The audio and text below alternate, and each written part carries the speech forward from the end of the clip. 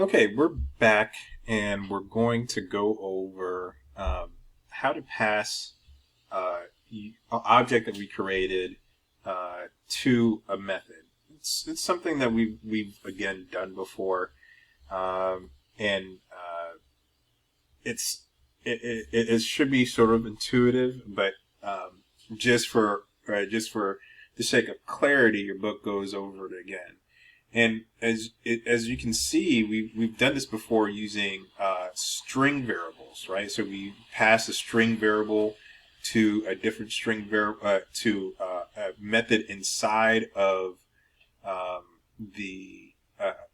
the class, and we've passed string variables inside of the main class. But let's go over it here. Say we want to create an instance of the credit card class. So let's go ahead and say we'll call it credit card and my credit. We'll call the variable my credit, and we'll create a new instance. Since the constructor is a no arg constructor, there's no arguments we have to put in input to initialize the instance of the class or the object. Now, so we created the object myCredit, and we want to let's go ahead and make a method inside the main class called display account, and we'll say public, and it will be a static method, and we'll call it'll be void, and so we'll say display account. We'll call the method display account, and it'll accept we'll just call the object C, right? And it'll accept a credit card object, right? So we've created that credit card object, and we'll pass myCredit in the main method once we've created the functionality for display account. And all we wanted to do is to system out. We want to display the balance, right? So we'll go ahead and format this string, and we'll say your balance is, and we'll say put it in dollars, flag it. We want 2 levels of precision, and we'll say C dot show balance. All right. The show balance is a string, so and the print format only formats doubles. So outside of that, we'll just have to double that parse double, and we'll convert the string that show balance returns into a double. But so what we did is we passed. What we'll do here again, we'll have to also create you call display account, and then we'll pass my credit card. And so what we did is we passed my credit card as an argument inside of display account. And display account references a reference variable named C as a representation of the my credit object from the main method. And so C.showBalance, and what showBalance does, just to refresh your memory, is it takes the balance and it converts card balance into a string and then returns that string from a double. And then here we reconvert it into a double so that the formatter can format it to show it as a dollar amount. All right, so we'll go ahead and run this program, and it should pass that your balance is $1,000, since that's what we initialized the card balance as. So that was a fairly simple example of passing a object out, or passing an object into a method and out. So let's go over passing a object out of a method back into the main method.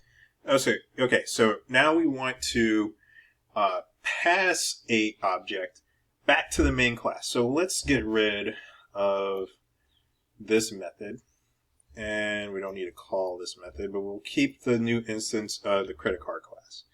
And what we're going to do here is we're going to use the credit card class. We want to credit our credit card with a payment or what have you. So we'll create a new method down here, and we'll say it's a static method, and we'll call it, and it accepts only the credit card class, and we'll say it will be we'll call it net change. And when we call the net change method, what we want to happen, and we'll go ahead and here import an instance of the scanner class, so java.utility.scanner, and we'll go ahead and say we'll go ahead and create a new instance of the scanner class, as we always do.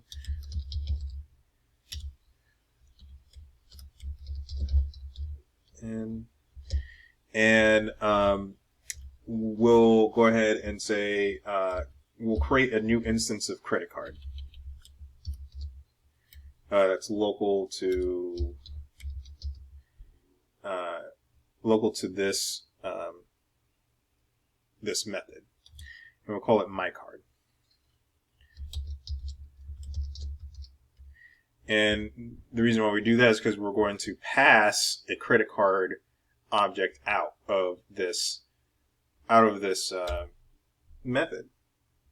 And so we'll say here system.out that print line, and we'll go ahead and say how much do you want to credit your credit card balance. And then this is where the scanner class comes in. We'll say myCard dot credit card, and we'll say keyboard dot next line, which will return the string that it needs. And from this, we'll return the class, the entire object, myCard.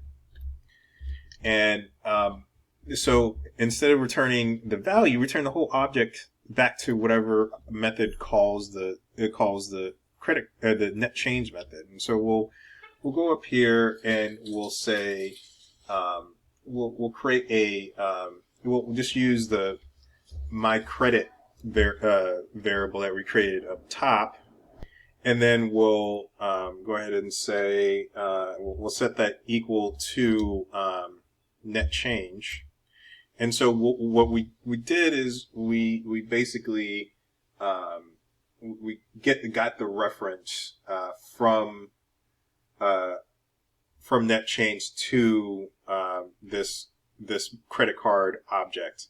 We changed the reference pointer, and we will say here system.out print line your balance is, and actually we can it's going to return a string, so we'll just go ahead and concatenate the string, and we'll say myCredit dot show balance. And when we run this, it'll run and say will ask us how much we want to credit. We say remember, this is the credit card is initialized with $1,000 on the balance. We want to credit the $100, and it returns $900 to the balance. And so this is a pretty powerful way of it might seem impractical, but it's powerful in the sense that you can pass an object from a method back into the main method and just change the pointer from the method to a object that's created here. And actually, you don't. Since we passed the method, this is sort of redundant. You don't. You just need to initialize my credit as an object, and then change the pointer. You already initialized a new credit card object in the method, and pass it into my credit, which is the new object within the scope of the main method. So I hope that was clear and not as difficult as it might seem, and I hope you understand the utility. In the next lesson, we will go over both the toString method, that's common, a good tactic, technique, and procedure when initializing methods, and also the aggregated class.